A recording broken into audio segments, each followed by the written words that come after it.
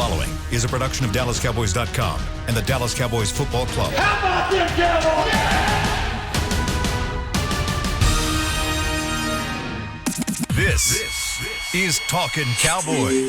Streaming live from the Dallas Cowboys World Headquarters at the Star in Frisco. First down. Handoff. Elliott plowing to the goal line. Barry, sacked by Lawrence. Prescott keeps it, and he bangs it in for the touchdown. And now your hosts, Isaiah Stanback, Heckma Harrison, Rob Phillips, and Kyle Yeomans.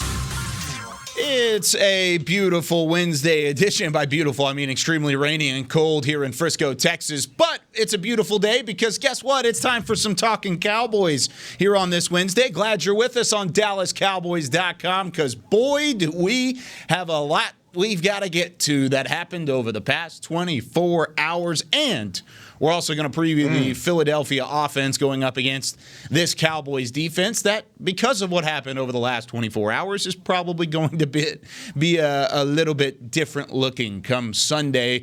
Isaiah Stanback, our resident Super Bowl champion, our Cowboys insider, Mr. Rob Phillips, and everybody's favorite, Mr. Heckma Harrison, the sultry voice of Heckma Harrison. I'm Kyle Yeomans. Glad you're with us. Oh, yeah. Oh, yeah. And now, I just want to preface this by saying we kind of talked about this in terms of where do you start? Where do you start with personnel? Do you start with coaching? Do you start with the front office? Where do you start addressing changes? Where do you start making changes in terms of the Cowboys in their makeup of a roster or a staff or whatever you want to talk about? And we all kind of said the players. We said that at this point, whenever there's a change of the coaching staff and yet it gets worse, it ultimately probably goes on the talent of the players. Well, Rob, yesterday they started to address that, trading Everson Griffen to the Detroit Lions for a 6th-round conditional pick, one that could potentially turn into a 5th-round pick. But dissect this deal for me, Rob, and tell us how it is a win for the Cowboys, and also it's a little bit of a win for Everson Griffen. Yeah, they save, I think, $3 million, half his salary for this season or what he was going to make ultimately on the one-year deal. And look, if he was going to leave in free agency next year, you're trying to get a compensatory draft pick. So you kind of look at it that way. And on the other side of it, it's opening up snaps for younger guys that, I don't know if they look at it and say, oh, we're going to have a significant drop-off, to be quite honest with you. They want to get Randy Gregory more snaps, I believe. He had 6 against Washington in his season debut. You've been on the table for Bradley and Nye, Kyle, number 56. Yes, I have been. And weeks and weeks. And he might definitely get more snaps now. Dorrance Armstrong might get more snaps now as well. And we'll see how it goes. I think we've been talking for a while that, this didn't seem like a fit, even though I think when he got signed during training camp, I think only thing missing on this show was balloons, man. Yep. Everybody was pretty excited about it. Yep. But as we'll continue to get into, a lot of the moves they made on the defensive side of the ball have not worked out, and there may be more changes coming. And Rob made a that's cold. Rob makes a good point, though. The thing is as a show, we say it with our chest quite a bit, and we're very excited, we're very passionate, and we're also opinionated. But we'll also say it with our chest, with we were wrong. We missed this one. We all missed it, and we weren't alone in that regard. I think a lot of Cowboys Nation was rejoicing, Heckma, on that signing, but it just ultimately didn't pan out. Hey, man, I wrote a song. You want to hear it? Yes. Here You you go. I was wrong. Right? Man, I feel like one of those promotional dummies they put the air in is just I cannot believe this season. I mean, you talk about grand opening, grand closing for Everson Griffen. That just didn't work out. And just seeing him on the field, it just seemed like the chemistry was never there. And just talking about when he came out talking about wanting to be in a 3-point stance versus the 2-point, all of those things were telltale signs that we were going in the wrong direction. And Champ, you've made a lot about culture. You've made a lot about how you get this thing righted, you right the ship. And it starts with getting rid of guys that are not effective. I think they had to do something. Because right now they're not able to get the attention of the players. And this was just that kind of move, just to say, all right, I'm putting everybody on notice. And trust me, there are a lot of guys right now that are packing up this stuff. Yeah, buddy. We talked about this a lot, and absolutely right, you guys. We are grown men out here. We'll tell you when we're wrong, when we believe we're wrong, and when we are wrong. And I think we all, nobody, I don't think anybody in the country expected this to not go well. All right. I think by picking up Gerald McCoy, by picking up Griffin, by picking up Poe, you thought you had some vets that were going to come out here and continue to do what they've done historically, and it just hasn't been the case. McCoy got hurt. Poe's been playing Poe. Griffin just didn't work seemingly. And you already alluded to, him, talking, kind of leaking out some stuff, right? We talked about the soda can, right? That soda pop, he leaked out a little stuff earlier on, talking about, I put my hand in the ground. Oh, really? Oh, really? That's what you do. So they just seemingly didn't fit. And, but kudos and hats off to Jerry Jones. I know there's always a question mark as to who's calling the shots now. Is it Jerry? Is it Steven? Who's really doing it? Guess what? This was Jerry Jones letting everybody know, like you said, heck, everybody's on notice, right? What did the boxer say? He said, "A can, man. Everybody can get it, right?" And this is a high alert. This lets the entire locker room know. Trust me, when something like this goes down, everybody in the locker room goes, "Ooh." Ooh, let me figure it out. So we may see some more moves, and we may not see some more moves until next week. This might have been a power move that Mr. Jones made, and then he's going to wait and see. Are you guys going to step it up this week, or do I need to continue doing what I'm doing?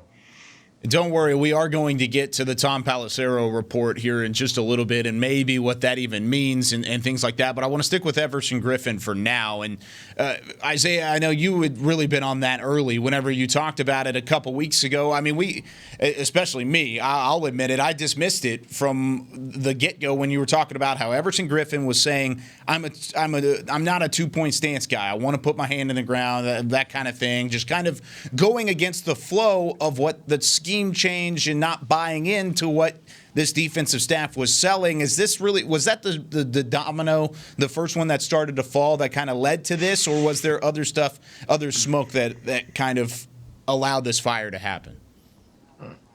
Oh, no, there's definitely more smoke. I mean, obviously, we don't have B. Carr here. Right. We talked about how we didn't have no solid information, but there were rumors, right? There were rumors that B. Carr, made some statements in the locker room talking about how the coaches don't know what the heck they're talking about. Guess what, B. Carr? Right now, bye then, right? So they get rid of guys like that, right? If you're not getting with the program, if you're going, listen, in this league, okay, because I've been let go because I've quote unquote challenged the regime, or I have my opinion. When you go against or coaches feel as if you're threatening either their authority, or if you're challenging what it is that they're trying to get across to the rest of the players, they will get rid of you in a heartbeat, right? So you either get with the program, or you either just be quiet about it, one of the two, right? You don't have to be, they don't. I don't want to say this league likes yes men, but this league doesn't like guys who voice their opinions, right? And obviously Griffen putting that out there to the media was him voicing his opinion. And guess what? That opinion was against what this coach is trying to do. It was against the direction that these guys are going. And especially when you have veterans, right? Guys who have been around, guys who have been successful in the past, and they voice their opinion on what's being called. Guess what? That is a direct threat to these coaches' authority, and they can't have it, and they won't have it in the locker room. So bye-bye B. Carr, bye-bye Griffen. Who's next? And especially, when you're trying to change an entire scheme on the fly, it's hard enough to try to get that done and get it accomplished. So you're right. Like, I think that becomes even more significant when there's trying to be so many schematic changes going on and you're trying to get everybody to buy in, whether it's working or not, whether the message is getting through or not. I guess, they feel like they got to have buy-in. And I think Griffen was playing hard. I didn't see lack of effort from him. I just think, not at all. He had 2.5 sacks. I thought he played pretty good the last couple weeks. But it wasn't what they thought. And, I think maybe they feel pretty good about Gregory coming in and Anai coming in and seeing what they can do. I don't know if they view it like, we're just gonna, I don't view this as a tank move. If that's what fans are wondering. No, next year. I don't see that. I mean, if you're going to get the same effort and you're going to get the same somewhat production out of Gregory and Ane, anybody else who wants to step up, why are you going to pay additional $3 million for it? Yeah. No. Yeah. It's pretty simple, right? If he's not going to be a dominant force, I don't need to pay dominant force money. I mean, and when you look at it, that's pretty simple. If I'm going to have to deal with the lack of production from what I feel like the value that I'm getting, right? The value proposition. What am I getting for what I'm paying for? If I don't feel like I'm getting my full value, and I'm going to have to deal with somebody who has a veteran and who's very opinionated against the regime of what we're trying to get accomplished, it's not worth the headache. It's not worth the headache, and it's not worth my money. So guess what? I'm going to cut bait, and that's what it was. Heckma? No, I mean, they said it all. I believe that's the way, and you got to applaud the front office for not staying the course on this. You have to go in a different direction, and getting these younger guys involved and having an evaluation on Bradley and finding out where Randy Gregory is. I mean, we've heard the reports coming out of the Star that Randy Gregory is back, and he's in good health. He's in good mental health. And so now it's time to unleash this guy to see exactly what he's going to be in the future for the Cowboys. And if Everson Griffen was in the way of that, then you had to do what you had to do. And like I said, kudos to them for not staying the course with Everson Griffen or any of the players that are not being productive. Even if you're looking at this like, oh, they're trying to tank or whatever, I think it's just a matter of saying we can't stay with a guy that's not giving us the production that we're paying for. And heck, I think it's just the opposite, right? We've talked about it yesterday about how this feels like this team is just absolutely, completely terrible, and there's no momentum, there's nothing positive going on. But to the point, and I know it sounds crazy, but it's true, they're still in it. They are still in it, and there's still an opportunity to turn the season around. So if you are still trying to establish a culture, if you're still trying to get momentum going in the right direction, and you still have an opportunity to accomplish all your goals that you set out, aside from records, guess what? You try to get this thing back on the tracks because you're still in the game. This is an annulment. They annulled the relationship. Yep.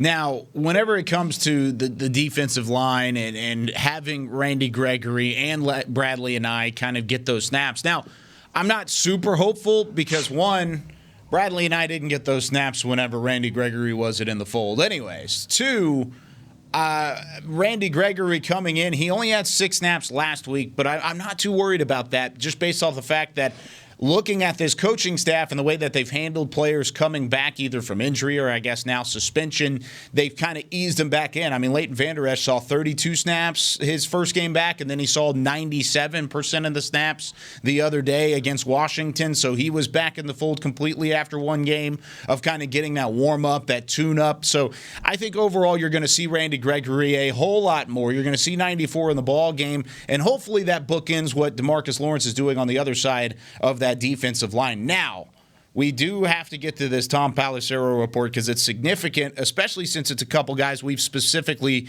talked about over the last couple of days. So Pelissero on Twitter said the Cowboys have informed defensive tackle Dontari Poe and cornerback Daryl Worley that they'll be released if Dallas can't trade them today per sources. Big changes to continue for Dallas.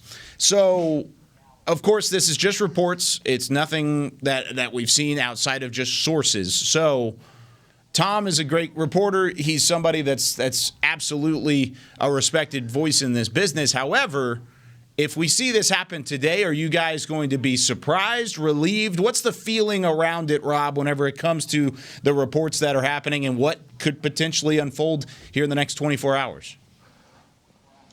Well, if it is accurate, I'm sure the Cowboys love that report getting out there, as if they're trying to get trying to trade value a guy, right? for players. Good, yeah, good luck with that. That didn't work. Yeah, we'll see what happens. I'll say this. I mean, I think when you look at just snap counts, and you mentioned Griffen, by the way, if you want to be skeptical about it or a little cynical about it, Gregory gets 6 snaps, Griffen gets a lot of snaps and gets traded 2 days later. You're trying to showcase him a little bit, in that situation, even though I think he probably played what he normally plays. But, yeah, I think Gregory's going to play more going forward. As far as Worley and Poe, look at the snap counts, man.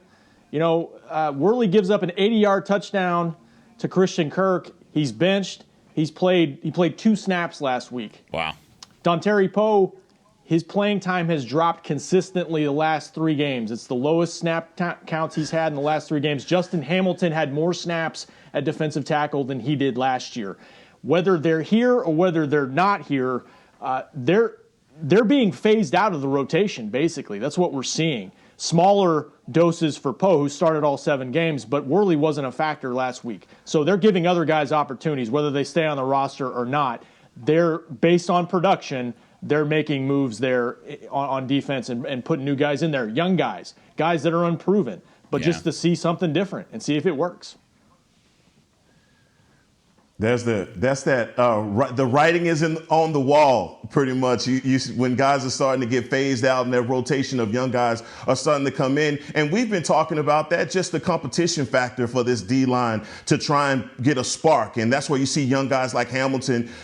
We started to see your young guy like Gallimore also get more time. I mean, I believe he started. But in the instance of just going back to Everson Griffen, man, I don't think that there's ever been a captain that's got cut. He was a captain last week. I think that was the weirdest part about it, but I don't believe that anyone is surprised about Poe or Worley. I mean, Worley has been just call him the usual suspect, though, on a lot of these big plays and just miscommunications in the backfield and DB room. And they're pointing this out to the guy, and every week he's still giving up these big plays. So it doesn't surprise me, doesn't shock me at all, but at the same time, Tom Pelissero didn't do us any favors by leaking it, because now no one's going to be, I don't think anyone would be willing to trade for either of those guys. So probably them being released outright. And again, we don't know if these claims are valid at all. So let's just see. And look, and you're right, you don't know. But, as many injuries as there are around the league, you just never know. You never know what a team might need potentially. I mean, the injuries, it's not just the Cowboys, it's not just the Eagles. There's a lot of teams hurting right now. So you never know.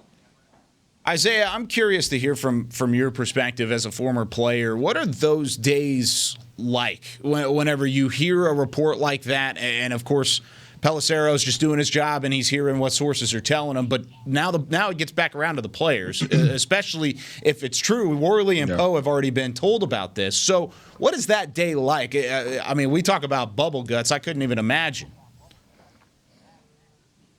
Well, from my personal experience, I've never been traded. I've been released at the end of camps, but I've never been traded in the middle of a season or anything like that. But what I can tell you is what happens in the NFL, and this has been going on for a very long time, and it seemingly hasn't changed. Whenever there is something amiss, right? Whenever there's something about to go down, right? Whether you're getting released or traded or whatever, guess what? Your reps kind of start just falling away, right? Your reps kind of just start disappearing.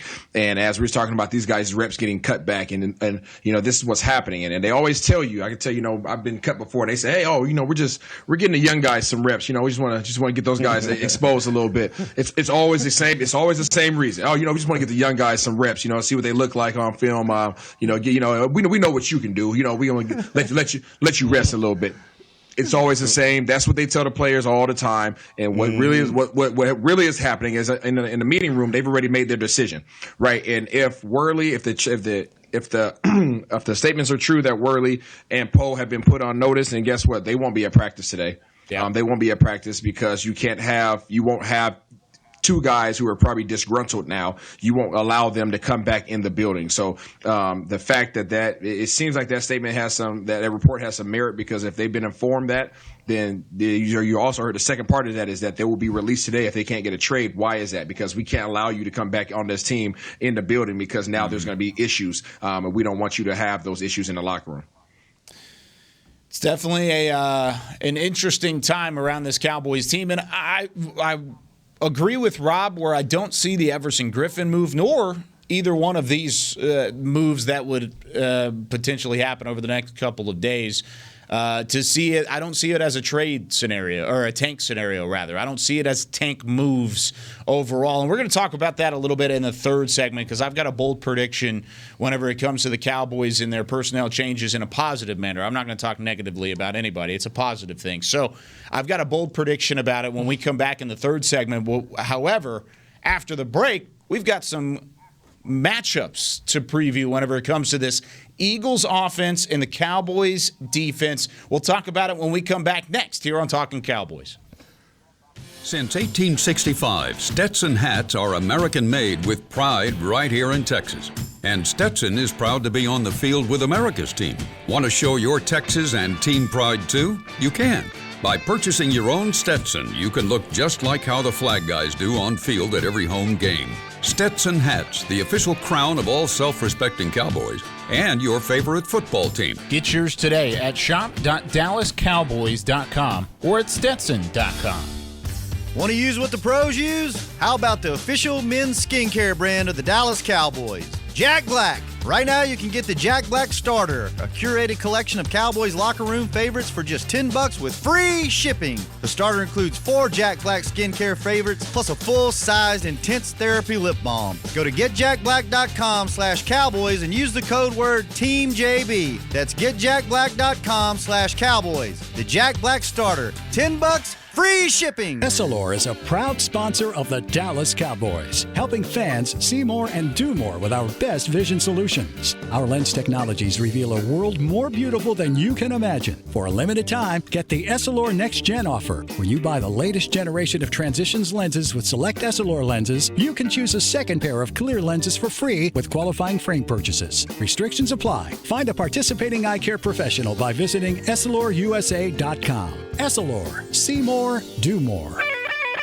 We're back with a tasty treat that's sweeping airwaves and taste buds. It's new Dr. Pepper and Cream Soda. Let's take a listen. Dr. Pepper and Cream Soda's here.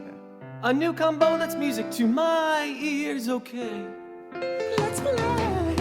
Cream Soda and Dr. Pepper time. Pour it in a glass of ice. Ah, music to my ears and mouth. New Dr. Pepper and Cream Soda. A delicious duet. Back to Talkin Cowboys.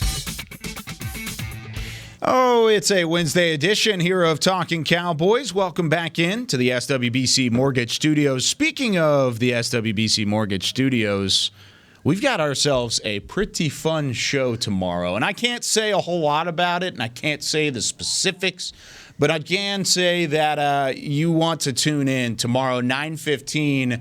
There's going to be some fire, and let's just say there's going to be some ice at the same time whenever it comes to our show tomorrow.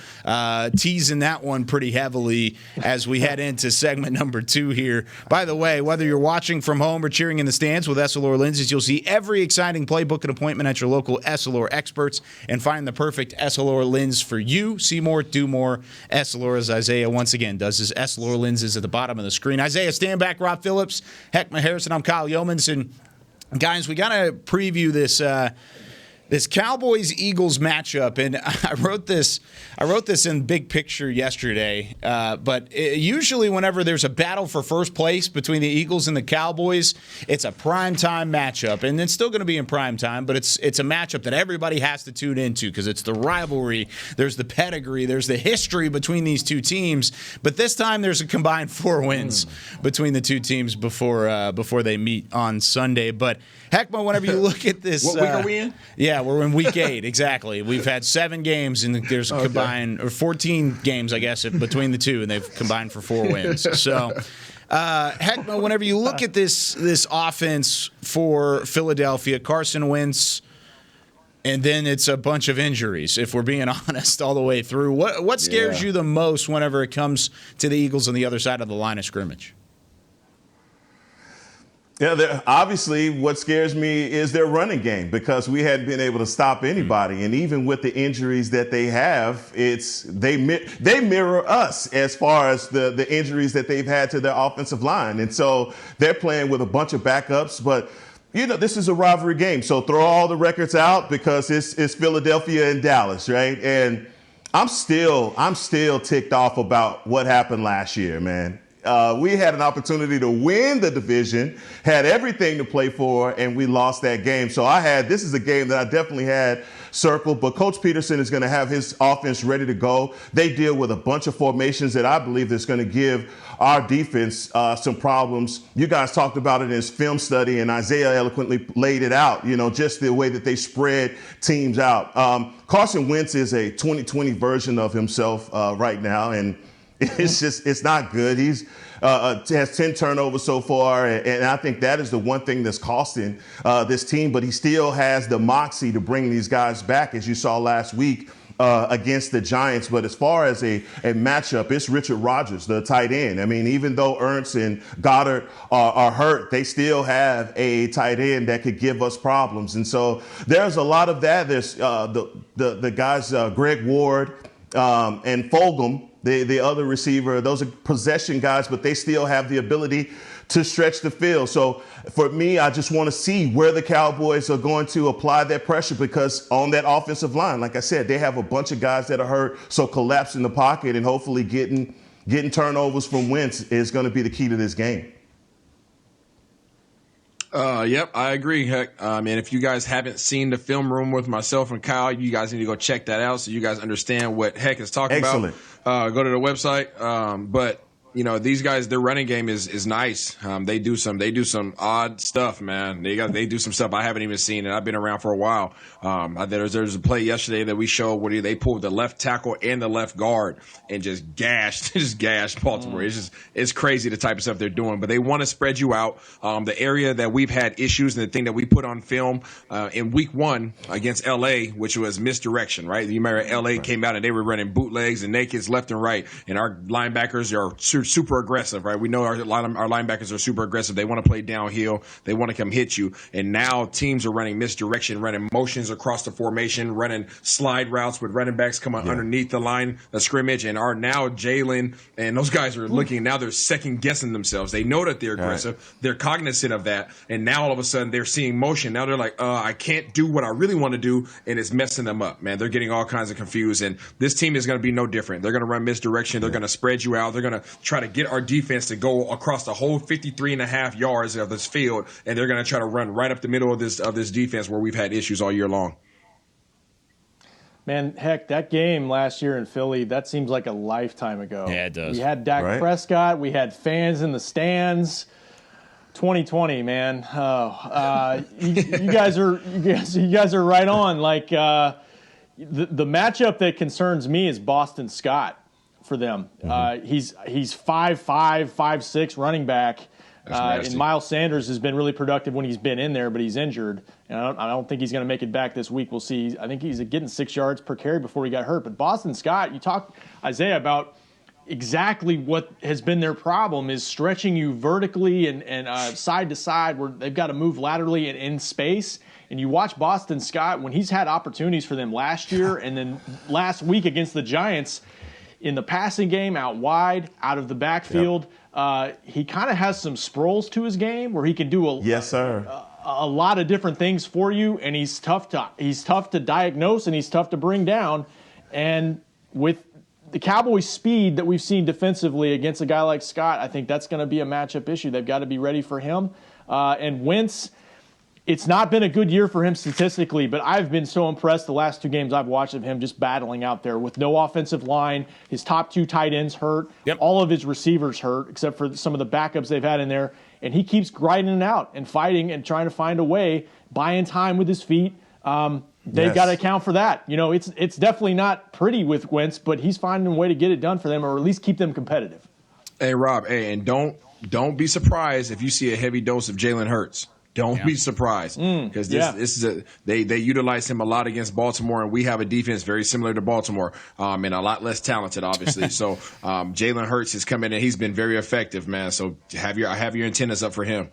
I think you'll also look at Carson Wentz in a different light at the end of this season than maybe you had previously, because previously the whole shtick around Wentz was the fact that he couldn't stay healthy, 1, and 2, he wasn't necessarily a clutch quarterback. But I think this year he's kind of turned that narrative around because, like Rob said, he doesn't really have a whole lot around him. It's a very similar situation that the Cowboys are dealing with, and Wentz in the final 2 drives of that game on Thursday Night Football went 5 of 7 for 121 yards and 2 touchdowns in order to go back-to-back 70-plus yard drives to win that football game. But they are 2-4-1. It's true. It's true. They are 2-4-1. Well, they are 2-5. They suck. They are horrible. also. All right, Okay, so okay. I have a hard time. Hey, you put talking up the Eagles. You put some respect on the division leaders, okay? You No, put some respect on them. I can't. I'm incapable. I'm incapable. I don't think we're hyping up the Eagles. I think we're noting what I'm is sorry, going to guys. be. I just felt that the hype machine was starting to ramp up a little bit for the Eagles, and I wasn't gonna have it.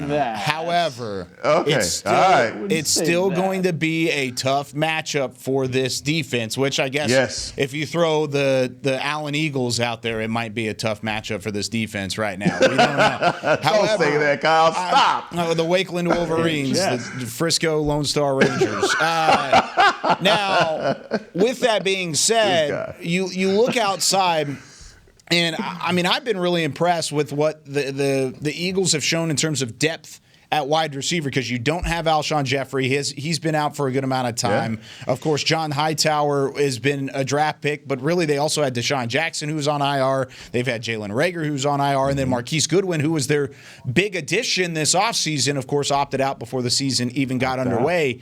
But Greg Ward has really stepped up for them. Travis Fulgham has absolutely stepped up. He's played fantastic. I'm interested to see what you guys think about the wide receiving core as a whole, and what kind of receiver. He is a huge receiver. And then also, not to mention what they go up against matchup-wise with the secondary, and how Trayvon Diggs and potentially Cheeto Awuzie would match up against these guys.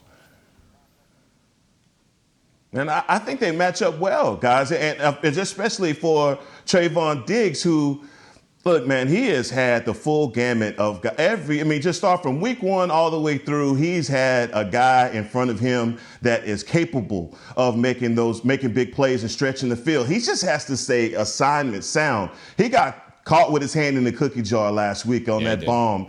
And I'm sure he's gone over the tape and doesn't like that. But at the same time, Fulgham from Old Dominion is a dude that will stretch the field on you. And Greg Ward is a Texas kid. He just happens to play for the wrong team. He's also a great possession receiver. They do a lot of good things. As a duo, they work really well together. But they got a lot of other guys as well. I mean, Corey Clement, their running back, he does a lot in the passing game. And as Isaiah and Rob have said, man, Scott, man, he's going to be a problem for us out in the flat. And we've been susceptible in those areas. So look for Peterson to definitely try and expose us there. Yeah, as we look at when we talk about personnel, Kyle, personnel-wise, I think we match up just fine. But it comes down to the scheme. And our as we've seen on film, we like to run a lot of cover 4, and the reason why our flats have been an issue is because in cover 4 you have 4 guys that are now going deep into the coverage, and you have 3 guys that you expect to cover 53.5 yards. So flat routes are going to be open all day long, and if you decide to try to have that corner try to squat on that, right, in terms of like a cover 2 type setting, well, now you have a hole behind him, right? So we have to figure out what we want to do scheme wise, but personnel wise, I think we're fine. But Mike Nolan, what are you going to do this week, bro? What would you do scheme wise? What would you do in order to switch that up from a cover 4 into whatever you're going to do this week against Philly? Oh, I'm playing press man, or I'm playing 3. All day long. I'm going single high safety. I'm not allowing a team to run the ball on us. We've had guys beat us, but these guys are not the guys that Diggs and company has faced this year. They're not. I mean, you still respect them because they're in the league. You still respect them because they're starters right now. But these aren't their main guys. These aren't their guys that they're expecting to beat you every single play in, play out. So I like our percentages in that regard. What I don't like our percentages on is our defensive line, right? I think even with these guys will go 4 wide to one side. I mean, these guys, they're going to do some crazy stuff, man. They'll put 4 receivers on one side and 1 on the other side and empty you out. Oh, and by the way, Jalen Hurts is one of the receivers, or he's at quarterback, and Wentz is one of the receivers. So, I mean, they're going to try to do some things to you. So why not just match up and challenge your defense, challenge your secondary to say, hey, we're going to put you guys into position all week long. We're going to practice this. And our challenge to you is, can you stick these guys man to man? When you call out a competitor, a true competitor, and you let him know the week in advance that, hey, this is going to rest on your shoulders. We're not going to go zone defense. We're playing man all game long. It rests on you. Guys will step up because nobody wants to be embarrassed, man, if these guys are true competitors, which I believe most of them are. And hopefully you get Cheeto back this week, and hopefully that helps you. It's another veteran, to go back there and try to cover these guys. Sean Lee also. No, I like that. I like that, Isaiah. No, I like that, Isaiah. I like the fact that, press man, cover three, all of those things. You want to give your guys an opportunity to make plays, put a hat on the hat. I call it cat coverage. And these guys can play that coverage on these set of receivers. What I want to see from this defense is when you get punched in the mouth, what do you do? Right? This opening drive, because that's what's been the MO of this team. If something bad happens, the whole thing goes downhill. There's going to be some adversity in this game. How are these guys going to step up in that? Because you know that you are going to have to make a play defensively, especially if you have a rookie quarterback. Yeah, got to get off the field. I think to your point, I think a lot of what's happened, it can be demoralizing when you get run on early and often, and you're on the field a lot. And I think it has a snowball effect as the game goes on. I think that's what's happened too. To Isaiah's point, up front, they've just got to be more stout. I know the personnel is what it is, but if they don't stop the run, they're going to struggle against every team they play the rest of the way. To me, that's been the biggest problem they've had. That's what Jerry Jones talked about yesterday, and what he said whenever it came to, hey, personnel changes are going to be coming because we have to stop the run. And maybe that's what that is. Maybe it's just getting guys in there like Bradley and I, or a Randy Gregory, or a Justin Hamilton, or a Neville Gallimore, who want to play and who want to have those kinds of snaps. Well, they're going to have a chance against a running game like the Philadelphia Eagles, with also a banged-up offensive line on the other side of the football as well. So, before we go to break, if you're looking for something to change up your dinner routine, help support local Frisco businesses by choosing one of the Star District restaurants. For more information on delivery, takeout, curbside pickup, and dine-in availability, visit thestardistrict.com. And if you stuck around for this part or this long into the show, I'll reward you by saying this. You might want to go get breakfast at the Star District tomorrow. You just might want to go get breakfast because there's some really good breakfast spots over there. I can't say anything, but you might want to go get breakfast. We're going to take a break. When we come back, we'll wrap things up and continuing previewing this matchup for Sunday between the Cowboys and the Eagles when we return here on Talkin Cowboys. I'm Jay Novacek, former tight end for the Dallas Cowboys. Back in the day, I was the guy who always got the tough yards, and that's why I run with John Deere today. In fact, I have a John Deere 3025E tractor that can handle any yard work I need to do, even the tough yards way out back. So if you have 1 acre or 1,000, John Deere has the equipment that's just right for you. Visit a John Deere dealer today and run with us. We are the official tractor provider of your Dallas Cowboys. Essilor is a proud sponsor of the Dallas Cowboys, helping fans see more and do more with our best vision solutions. Our lens technologies reveal a world more beautiful than you can imagine. For a limited time, get the Essilor Next Gen offer. When you buy the latest generation of Transitions lenses with select Essilor lenses, you can choose a second pair of clear lenses for free with qualifying frame purchases. Restrictions apply. Find a participating eye care professional by visiting EssilorUSA.com. Essilor. See more, do more. We're back with a tasty treat that's sweeping airwaves and taste buds. It's new Dr. Pepper and Cream Soda. Let's take a listen. Dr. Pepper and Cream Soda's here. A new combo that's music to my ears, okay. Let's play. Cream Soda and Dr. Pepper time. Pour it in a glass of ice. Ah, music to my ears and mouth. New Dr. Pepper and Cream Soda. A delicious duet. Want to use what the pros use? How about the official men's skincare brand of the Dallas Cowboys, Jack Black? Right now, you can get the Jack Black Starter, a curated collection of Cowboys locker room favorites for just $10 with free shipping. The starter includes 4 Jack Black skincare favorites, plus a full-sized intense therapy lip balm. Go to getjackblack.com/Cowboys and use the code word TEAMJB. That's getjackblack.com/Cowboys. The Jack Black Starter, $10, free shipping. Back to Talkin Cowboys.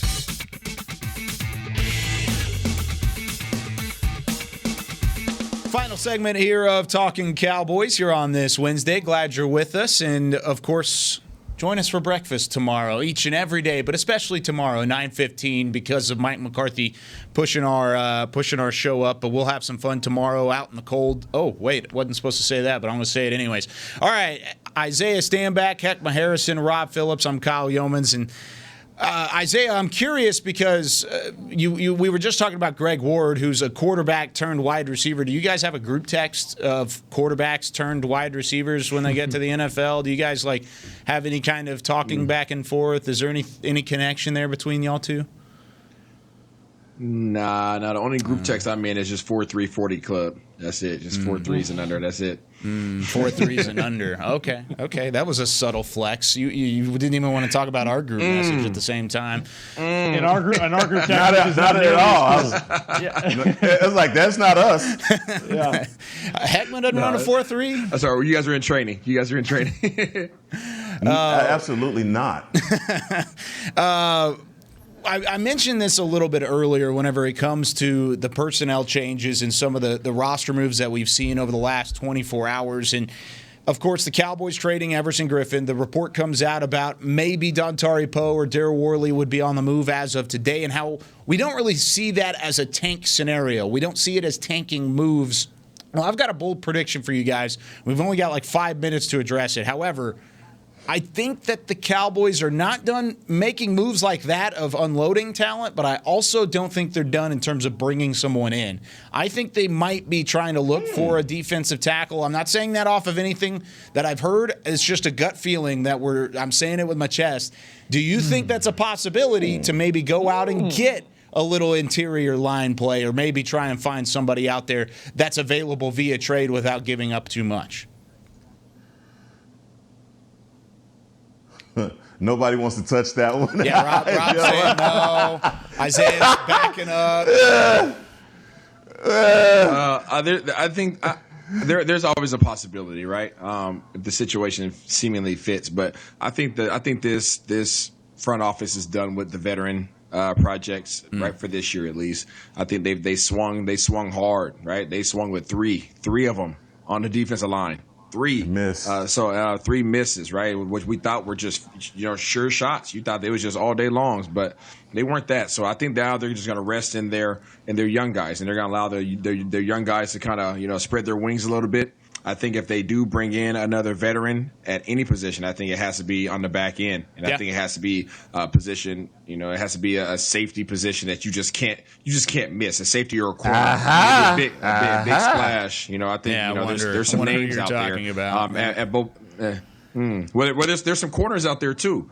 Right, there's some corners out there too. So, there's just some sure guys out there that you don't really have to question whether or not they're going to be successful. And I think if you are going to make a move like that, those are the type of guys you go grab. Hey, Rob said something yesterday about, the salary cap, or whatever we do, it's going to have to be a salary cap friendly deal because of some looming contracts that we'll have next year. Sure. So I think, Isaiah, you're definitely right. They may be done at this point, but we still have to keep in mind, man, we are tied for first place in it's a 3-way tie for first place, but the trade deadline is next week, guys. Are we still the trade line? Yeah, deadline November 3rd. Rob? Tuesday. Yes. Tuesday. Sir. Okay. Mm-hmm. So it's a lot of things that can happen in between now and then. So, Rob, what do you think? You may be right, Kyle. Jerry was asked last Friday, would they be more in tune to make a move to bring in as the unload, and he said probably to bring in, but we'll see. That was before the Washington game. I don't know. I have a hard time seeing them give up high draft picks before the deadline. Yeah. They, like Isaiah said, they might make a move. They might bring in somebody to help on the back end or defensive line. I think we've all kind of cited those as the two biggest needs, but maybe there's a somewhat minor move out there where they can get some help, and because ultimately they're not out of it, and they're going to try to continue to compete as Mike McCarthy tries to build this culture that we're talking about, build this program.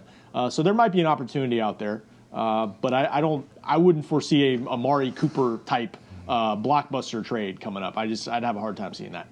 I think if something does happen, it comes from an organization that's known for hard work and diligence and a strong culture. I don't think it comes from, I know like Dunlap's out there. I don't think you go get Dunlap from Cincinnati. Right. But you talk about guys like Gilmore, making big splashes. Well, there's somebody you can get from New England because you know what they're coming from, right? You don't have to try to teach them to play hard. You don't have to try to teach them to work hard. Like, they are coming from that already, so you can adopt that and try to have that enforcement on your team.